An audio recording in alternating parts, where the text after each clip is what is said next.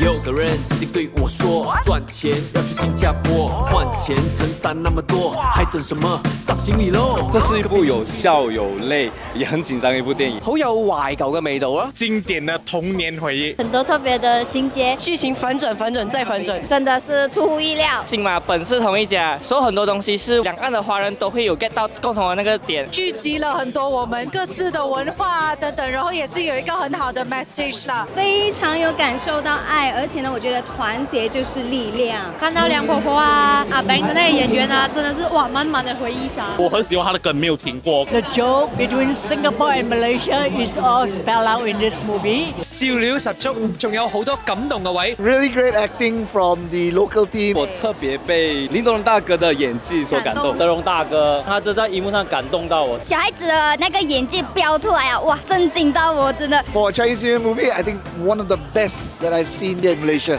大年初一咧，最緊要就係要帶屋企人嚟支持阿兵 vs 梁婆婆呢部電影。